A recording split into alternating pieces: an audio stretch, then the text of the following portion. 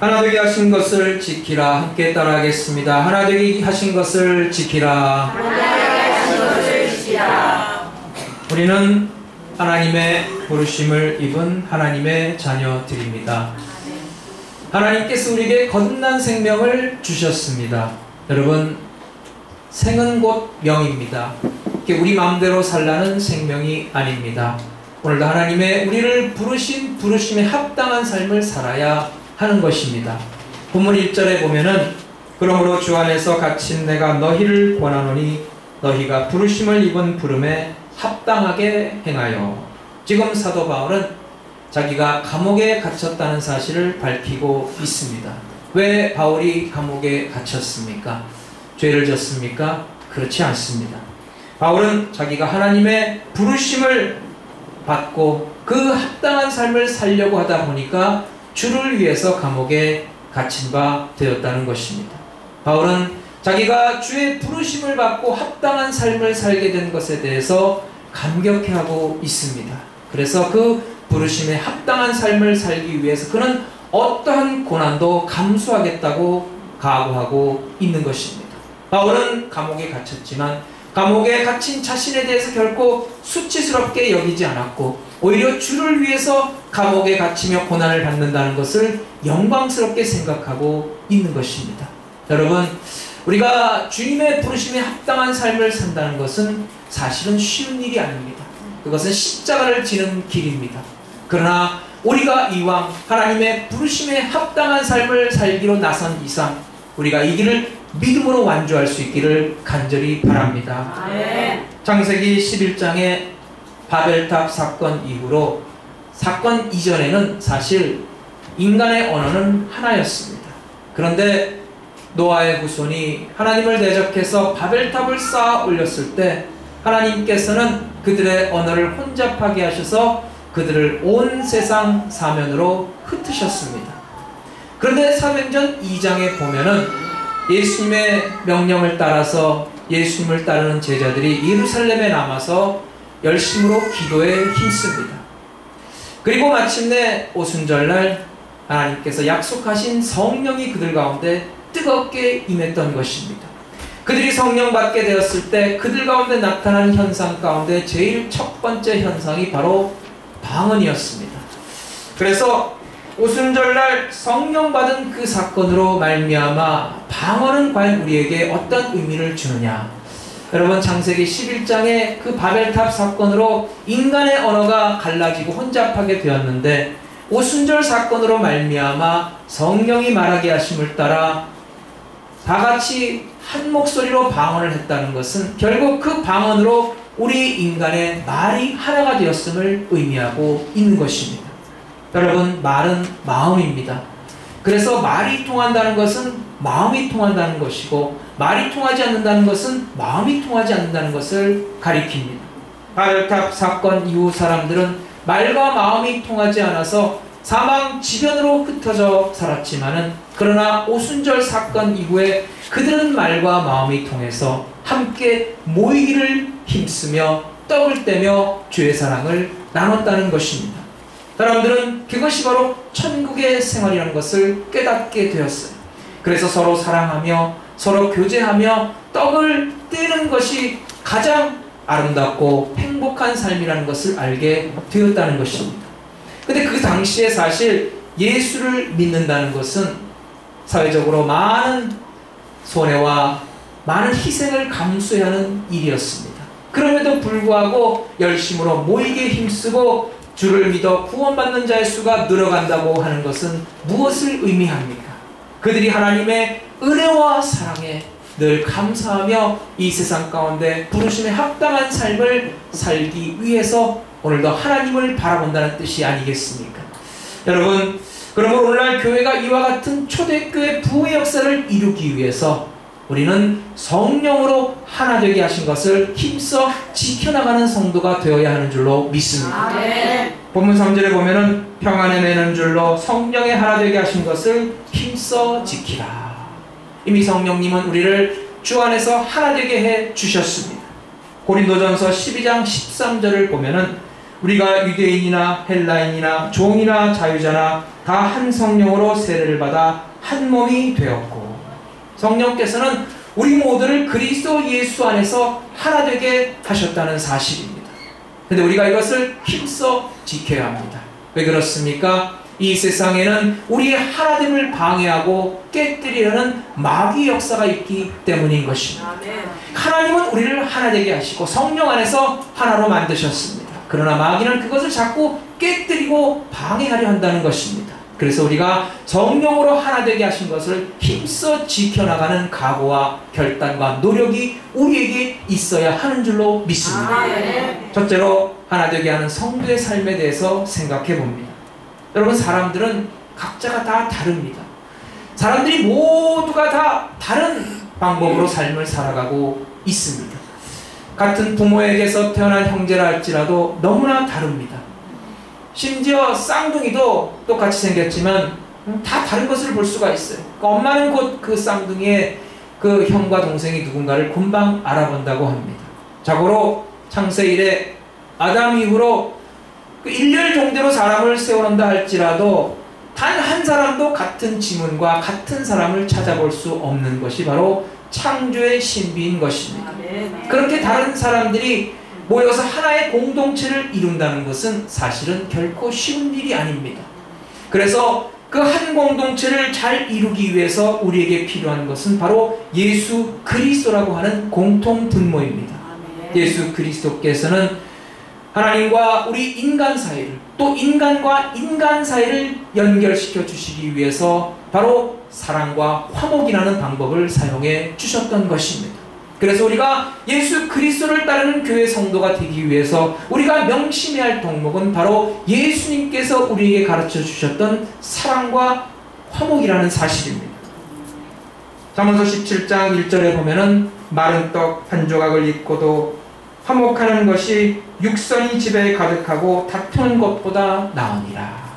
집안에 고기 파티를 하고 온갖 사내 진미를 먹고 마시는데 그 가운데 실컷 싸우는 것보다는 차라리 떡 한 조각 갖다 놓고 형제가 서로 화목하는 것이 백배 낫다는 성경의 말씀입니다. 화목해하는 생활이 얼마나 아름답습니까? 시편 133편에 보면 이런 말씀이 있어요. 형제가 연합하여 동거함이 어찌 그리 선하고 아름다운고, 머리에 있는 보배로운 기름이 수염 곧 아론의 수염에 흘러서 그 옷깃까지 내림 같고 헐몬의 이슬이 시온의 산들에 내림 같도다.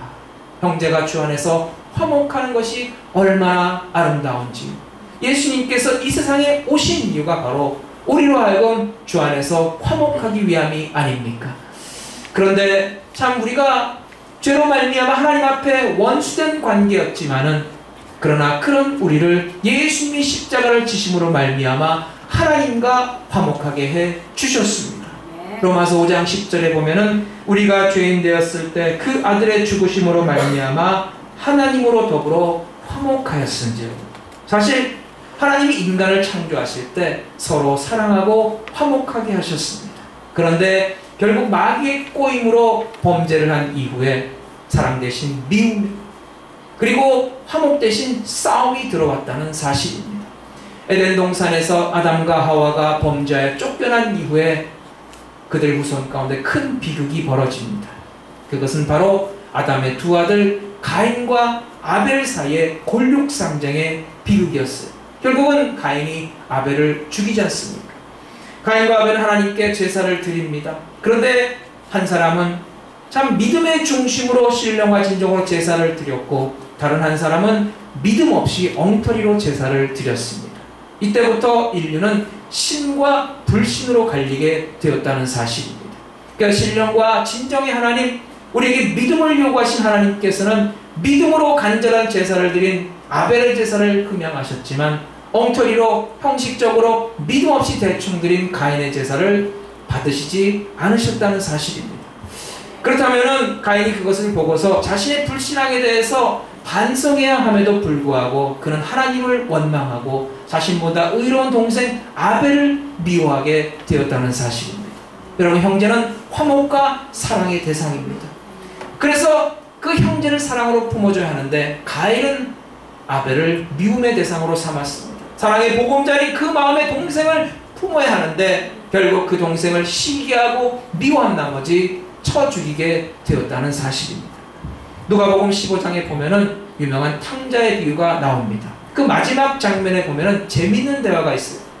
멀리 아버지를 떠났다가 허랑방탕하여 알거지가 된 아들이 집으로 돌아왔을 때 그 아들을 기쁘게 반갑게 맞아주는 그 아버지의 모습을 보면서 그 형이란 자가 퉁명스럽게 얘기합니다.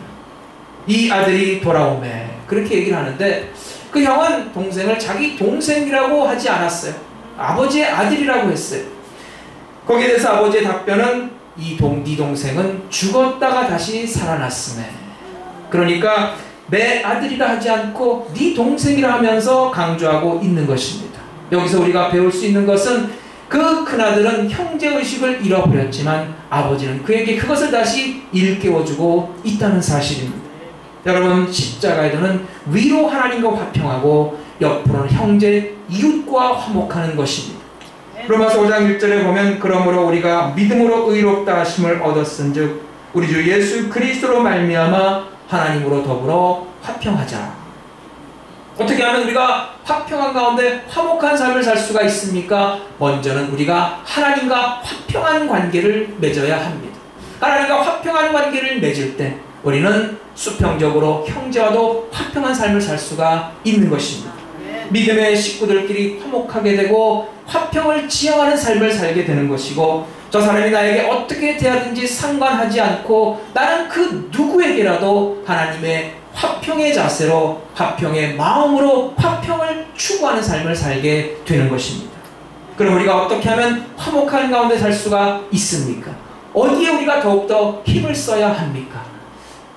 먼저 소극적으로는 우리가 싸움을 붙이지 않도록 서로가 조심해야 합니다. 그러기 위해서는 말을 조심해야 합니다. 여러분, 대부분의 싸움이 어디서부터 비롯됩니까? 말을 잘못해서 싸움이 시작될 때가 많지 않습니까?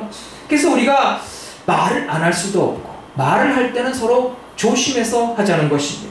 화목하기 위해서 힘쓰는 사람은 서로 분쟁을 가져오지 않기 위해 조심합니다. 화목한 가정을 깨뜨리지 않기 위해서 말을 조심합니다. 화평한 교회가 흔들리지 않기 위해서 서로가 조심합니다. 그래서 우리가 참 중요한 것이 바로 입조심이지 않습니까? 그래서 참 그런 유명한 표어도 나왔잖아요. 자나깨나 입조심, 다친 입도 다시 보잖아요. 그럼 우리가 한 걸음 더 나아가서 적극적으로 힘쓸 것이 있습니다. 성령이 하나 되게 하여 주신 평안의 매는줄을 끊지 않고 우리가 그것을 지켜나가는 열심의 노력이 있어야 하는 것입니다. 우리를 하나로 묶어주는 줄이 있다고 그랬어요. 평안의 매는줄이라고 했습니다. 여러분, 우리가 우리의 몸을 묶을 때도 허리띠가 필요하지 않습니까? 마찬가지로 그리스도의 몸된 교회를 묶는 것이 필요합니다. 그것이 바로 평안이라는 거예요. 그 평안을 이루기 위해서 사도 바울은 오늘 본문에서 4가지의 덕목을 제시하고 있습니다. 2절 말씀을 보면은 모든 겸손과 온유로 하고 오래 참음으로 사랑 가운데서 서로 용납하고. 첫째는 모든 겸손입니다. 겸손하되 우리가 언제나 누구를 대하든지 겸손해야 한다는 겁니다. 우리가 우리보다 위에 사람을 대할 때 겸손하게 섬겨야 합니다. 또한 뿐만 아니라 우리 아랫사람이라 할지라도 겸손하게 대해 주어야 하는 것입니다. 우리가 우리 행동에 있어서 태도에 있어서 항상 겸손해야 합니다. 뿐만 아니라 우리 말에 있어서도 우리 생각에 있어서도 늘 겸손한 자세를 가지라는 겁니다. 하나님은 겸손한 자를 기뻐하십니다. 하나님은 겸손한 자를 축복하시고 겸손한 자에게 은혜를 베풀어 주십니다. 아멘. 여러분, 우리를 구원하신 예수님을 생각해 보세요. 예수님은 겸손에 극치셨어요. 예수님은 원래 근본 하나님과 본체셨으나 그러나 하나님과 동등됨을 취할 것으로 여기지 않으시고 자기를 비워 종의 형체를 가지셨다고 했어요. 우리와 같이 낮아지셨다는 사실입니다. 자기를 낮춰서 십자가에 죽기까지 하나님의 뜻에 절대적으로 복종하셨어요. 하나님께서는 그 예수님을 지극히 높여 주셨다는 것입니다. 온 세상 만물, 온 세상 모든 무릎이 그 예수의 이름 앞에 꿇게 해 주셨습니다. 네. 여러분, 그 예수님의 겸손하신 모습을 본받아서 우리가 모든 면에 겸손한 성도가 될 수 있기를 바랍니다. 네. 둘째로 온유입니다. 성경에서 말하는 온유는 나의 감정, 나의 말, 나의 행동을 자제하는 것을 가리킵니다. 영어로 말하면 power under control입니다. 여러분, 온유하다고 해서 머저리 같고 무능한 것이 아닙니다. 힘이 있어요. 능력이 있습니다. 그러나 그것을 함부로 행사하지 않고 자제하는 것입니다. 그래서 온유한 사람은 악을 악으로 갚지 않습니다. 항상 선으로 악을 이깁니다.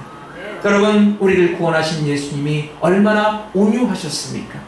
사람들은 예수님을 십자가에 못 박았어요. 그러나 예수님은 악을 악으로 갚지 않았다는 사실입니다. 예수님께서 십자가에서 예수님을 십자가에 못 박은 사람들을 위해서 기도하셨어요. 아버지, 저들의 죄를 용서하여 주옵소서. 저들이 하는 것을 알지 못하나이다. 여러분, 예수님의 온유함을 생각하면서 우리 모두도 온유할 수 있기를 바랍니다. 아멘. 악을 악으로 갚는 사람은 어리석은 사람입니다. 못난 사람입니다. 우리 모두는 온유하신 예수님을 본받아서 선으로 악을 이기는 지혜롭고 온유한 성도가 되시기를 바랍니다. 아멘. 셋째로, 오래 참음입니다. 우리를 부르신 예수님은 나를 위해서 오래 참으셨다는 거예요. 여러분, 예수님은 높고 높은 보좌를 버리시고 낮고 낮은 이 땅 가운데로 임하셨습니다. 누가복음 9장 58절에 이런 말씀을 하셨어요.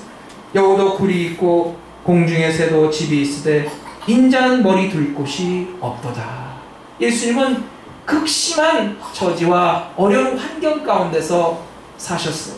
뿐만 아니라 예수님은 사람에게도 배척당하셨습니다. 멸시를 당하셨어요. 십자가에 달리셨어요. 십자가에서 그 모진 고난을 당하시면서도 오래 참으셨습니다. 여러분, 우리가 신앙생활 하다가 봉사생활 하다가 때로는 힘들고 지칠 때가 있습니다. 마음의 상처를 받을 때도 있어요.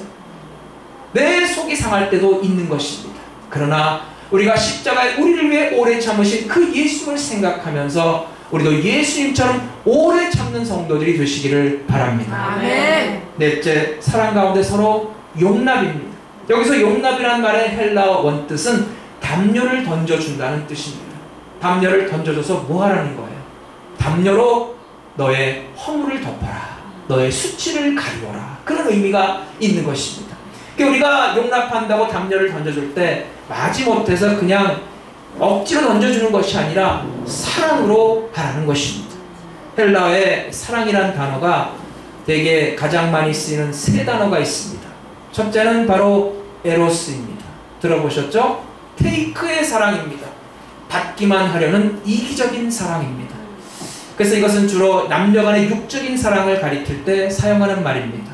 둘째는 필리아의 사랑입니다. give and take의 사랑이에요. 그러니까 내가 받은 만큼 주겠다는 사랑입니다. 그 형제 간의 또는 친구들 간의 우정을 가리킬 때 이 단어를 사용합니다. 셋째는 바로 아가페 사랑입니다. 기부의 사랑입니다. 헌신적인 사랑이에요. 상대방의 조건과 자격을 따지지 않습니다. 그저 내 안에 사랑이 있기 때문에 그 사랑을 나눠주겠다는 것입니다. 그것이 바로 하나님의 사랑입니다. 하나님은 아가페의 사랑으로 우리를 사랑해 주셨습니다. 예수님은 그 십자가 흘리신 보배 피로 우리의 죄와 허물을 덮어 주셨습니다. 그러므로 우리도 사랑으로 서로를 용납하는 성도가 되시기를 바랍니다. 아멘. 여기서 가장 중요한 것은 자신의 한계를 인정하는 것과 나와 다른 사람의 생각과 의견도 듣고 이해하고 존중해 주는 것입니다. 어떻게 나와 다른 사람의 생각과 의견을 존중하고 이해할 수가 있습니까? 그래서 우리에게 요구되는 것이 바로 사랑이라는 것입니다. 그래서 우리는 무엇보다도 여러 가지 은사 가운데 이 사랑의 은사를 사모해야 하는 것입니다. 하나님을 사랑해서 하나님의 뜻대로 살려고 하는 사람이라 할지라도 다 다른 삶을 살게 되어 있는 것입니다. 하나님 말씀대로 산다고 할지라도 이 사람은 이렇게 생각하고 저 사람은 저렇게 생각한다는 것입니다. 우리가 어떻게 하면 평안에 매는 줄로 성령으로 하나 되게 하신 것을 힘써 지킬 수가 있습니까? 바로 우리가 평안에 매는 줄로 성령으로 하나 되게 하신 것을 힘써 지키기 위해서는 우리가 사랑 가운데서 서로 용납해야 합니다. 우리가 오래 참아야 합니다. 그리고 우리가 서로를 주의 사랑으로 품어주고 온유한 마음을 가져야 합니다. 그 온유한 마음을 갖기 위해서 우리는 모든 면에 겸손해야 하는 것입니다.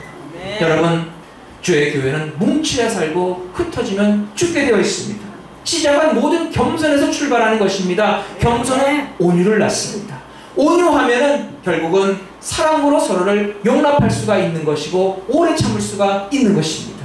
그러다 보면은 우리가 평안에 매는 줄로 성령으로 하나 되게 하신 것을 힘써 지켜나가는 성도가 될 수가 있는 줄로 믿습니다. 아멘. 여러분, 이 같은 하나님의 덕목이 여러분의 삶 가운데 매일매일 풍성한 열매로 나타나게 되시기를 바랍니다. 아멘. 둘째로 우리가 하나 되어야 하는 이유에 대해서 생각해 봅니다. 사도 바울은 그 이유를 4절로 5절에 말씀하고 있어요. 한마디로 교회의 모든 근본적인 요소가 다 동등하게 하나로 이루어져 있다는 것입니다. 그렇기 때문에 그 그리스도 예수의 몸된 교회 지체는 우리들도 마땅히 하나가 되어야 한다는 거예요. 4절 6절에 보면은 바울은 모두 몇 가지로 하나됨을 증거하고 있습니까? 몸이 하나요 성령이 하나이니 이와 같이 너희가 부르심의 한 소망 안에서 부르심을 받았느니라. 주도 하나요 믿음도 하나요 세례도 하나요 하나님도 하나이니 곧 만유의 아버지시라. 만유 위에 계시고 만유를 통일하시고 만유 가운데 계시도다. 몇 가지입니까? 네? 7가지입니다. 7은 완전수입니다. 더 이상 설명할 필요가 없어요. 하나님의 교회를 이루는 중요한 요소들이 모두 동등하게 하나라고 할 때 여러분 그 그리스도의 몸된 교회를 이루는 지체는 우리들도 마땅히 하나가 되어야 하는 줄로 믿습니다. 첫째로 몸이 하나입니다. 이것은 그리스도 예수의 몸된 교회를 가리킵니다. 그 몸된 교회를 이루는 우리 모두는 형제요 자매입니다. 마땅히 서로 사랑하여 주 안에서 하나 된 것을 지켜나가시기를 바랍니다. 아멘. 둘째, 성령이 하나입니다. 내가 받은 성령이 다르고 저 사람이 받은 성령이 다른 게 아니라는 거예요. 우리 모두 다 같은 성령을 받았습니다. 셋째로 한 소망 안에서입니다. 우리는 모두 같은 소망을 품고 천국을 향해 나아가는 순례자의 삶을 살고 있는 것입니다. 넷째로 주도 하나입니다. 우리가 주로 고백하는 분은 오직 예수 그리스도 한 분뿐인 줄로 믿습니다. 아멘. 다섯째, 믿음도 하나입니다. 똑같은 사도신경을 고백하며 우리의 믿음을 주님 앞에 고백하고 증거하고 있습니다. 여섯째로 세례도 하나입니다. 우리 모두가 다 성삼위의 거룩하신 이름으로 세례를 받았습니다. 일곱째, 하나님도 하나입니다. 여러분, 우리 모두가 다 그 하나님 아버지를 우리 영적인 아버지로 모시고 살고 있습니다.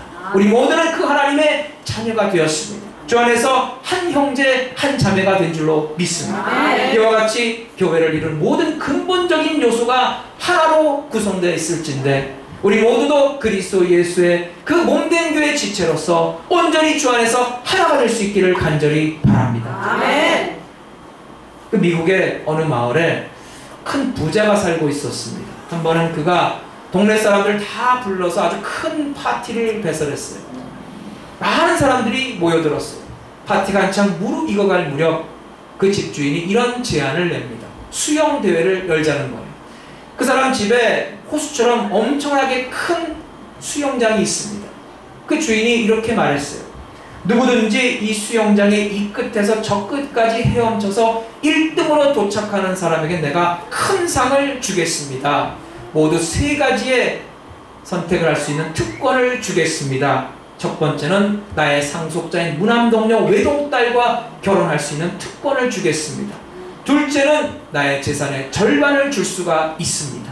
셋째는 내가 가지고 있는 세상에서 가장 귀한 보석, 이 다이아몬드 반지를 드리겠습니다. 참고로 이 다이아몬드 반지를 팔면은 3대가 전 가족이 아무 일도 하지 않고 먹고 살 수 있을 만큼 참으로 값지고 귀한 보석입니다. 그 말을 들은 모든 사람들이 일제히 그 수영장으로 뛰어들 기세를 취했어요. 그런데 그때 이 주인이 이렇게 위협적인 말을 하는 거예요. 그런데 이 수영장 안에는 지금 열흘 동안 굶은 악어 50마리가 들어있습니다. 그리고 물리면 5분 안에 즉사하는 독뱀이 100마리나 들어있습니다. 그리고 독물고기도 300마리나 들어있어요. 피냄새를 맡으면 미치게 달려듭니다. 5분을 견딜 수가 없습니다. 그러니까 수영장에 일제히 뛰어들려고 준비를 했던 사람들이 전부 움찔하면서 한 걸음 뒤로 물러섰어요. 그 누구도 감히 그 수영장으로 뛰어들 용기를 내지 못했다는 것입니다. 그런데 그때였어요. 용맹스럽게 그 수영장 가운데로 뛰어든 사람이 있었다는 사실입니다. 사람들이 너무나 놀라면서 그 사람의 용기를 칭찬하면서 박수갈채를 보냈어요. 그 사람은 진짜 죽을 힘을 다해 필사의 각오로 죽을 둥살둥해서 마침내 저 맞은편 수영장 끝까지 도착했어요. 이 사람이 얼굴이 하얗게 질려가서 수영장에서 나왔어요. 그 부자는 그 사람에게 약속했던 대로 3가지 중에 1가지를 고르라고 했어요. 자, 내 딸과 결혼하겠습니까? 아니면 내 재산의 절반을 드릴까요? 아니면은 내가 가장 귀하게 여기는 이 다이아몬드 반지를 드릴까요? 무엇을 원하십니까? 그러니까 이 사람이 얼굴이 하얗게 질린 표정으로 이렇게 말하는 거예요. 제가 지금 당장 원하는 것은 아까 내 등 뒤에서 누가 나를 떠밀었는지 그것을 좀 알고 싶습니다. 여러분, 우리가 다 함께 신앙의 경주장에서 다른 박질하고 있습니다. 우리가 달려갈 길 다 마치고 우리가 주님을 만나게 될 때 주님은 우리에게 참으로 귀한 것을 준비하고 계십니다. 주님 우리에게 물으실 거예요. 네가 생명의 면류관을 원하느냐? 네가 영광의 면류관을 원하느냐? 네가 의의 면류관을 원하느냐? 여러분, 그러나 이 길은 십자가의 길입니다. 쉬운 길이 아닙니다. 많은 사람들이 왔다가 돌아가는 길이기도 합니다. 하나 되어 부르심에 합당한 삶을 살기 위해서는 우리 앞에 악어와 같은 위협적인 존재가 있을 수도 있습니다. 독뱀이 우리를 물 수도 있어요. 물고기가 우리를 위협하고 우리 길을 가로막을 수도 있는 것입니다. 그러나 누가 등 뒤에서 우리를 떠밀어서 이 길을 걸어가게 했습니까? 누가 우리를 불러서 이 길을 가게 하셨습니까? 뒤를 돌아보니까 예수 그리스도가 계셨습니다. 하나님께서 우리를 부르셔서 이 길을 가라고 명하셨습니다. 여러분, 우리를 부르신 하나님은 만유의 역사하시며 우리의 삶을 돌보아 주십니다. 만유를 통일하시고 우리의 삶을 지금도 다스리고 계십니다. 만유 가운데 계셔서 지금도 임마누엘의 하나님으로 우리와 함께 하시고 우리를 지켜보시고 우리의 걸음을 인도해 주시는 줄로 믿습니다. 사랑하는 여러분, 오늘 그 하나님을 의지하여 평안에 매는 줄로 성령으로 하나 되게 하신 것을 힘써 지켜나가는 성도가 되시기를 바랍니다. 예수님께서 산상보훈에 이런 말씀을 하셨어요. 화평케 하는 자는 복이 있나니 저희가 하나님의 아들이라 일컬음을 받을 것이요. 예수님 말씀은 이렇게 화평하게 하기 위해서 노력하는 사람들에게 그래, 너는 과연 내 아들이로다, 내 자녀로다라고 칭찬해 주신다는 것입니다. 얼마나 귀한 일입니까? 여러분, 예수님이 요단강에서 세례를 받으시고 나오실 때 하늘로부터 어떤 음성이 들렸습니까? 이는 내 사랑하는 아들이요 내 기뻐하는 자로다. 여러분, 우리도 화평하게 있으면 하나님으로부터 이와 같은 칭찬을 받게 되고 존귀한 자로 높임받을 수 있게 되는 것입니다. 여러분, 교회에 여러 가지 종류의 사람이 필요합니다. 그러나 그 중에서 가장 필요한 사람이 누구겠습니까? 여러분, 화평케 하는 사람이 필요한 것입니다. 여러분, 우리가 이 화평의 사역을 잘 감당해야 합니다. 그래서 우리의 가정이 화평하고 우리의 교회가 화평하고 이 사회가 화평하고 이 나라가 화평하는 밑거름이 되는 성도가 되어야 합니다. 이를 위해 기도하고 헌신하고 봉사하고 하나님의 뜻을 잘 감당하는 성도가 되시기를 바랍니다. 저는 개인적으로 획일적인 것이 싫습니다. 사람이 뭐 변화가 있고 좀 뭔가 다양한 것이 있어야 재미가 있지, 다 똑같이 로봇처럼 획일적이라면 얼마나 재미가 없겠습니까? 여러분, 획일적인 것에는 다양성이 없다는 거예요. 근데 반대로 다양성에는 또한 통일성이 없다는 것입니다. 그래서 통일성과 질서가 없는 다양성은 오히려 혼란과 혼돈을 가져올 뿐입니다. 그래서 우리 교회가 지향해야 할 목표는 바로 다양성이 있는 통일성인 것입니다. 통일성 있는 다양성이라는 거예요. 그것을 영어로 뭐라 그러냐면 diversity in unity, unity in diversity라고 말하고 있습니다. 무엇보다도 성령의 충만함을 사모해야 합니다. 열심으로 모여내 힘쓰고 열심으로 기도하고 말씀 보고 주의 뜻을 따라 순종하며 준행하는 성도가 될 때 우리는 성령의 충만함을 받을 수가 있는 줄로 믿습니다. 우리가 이 땅에 살면서도 하늘을 바라볼 줄 알아야 합니다.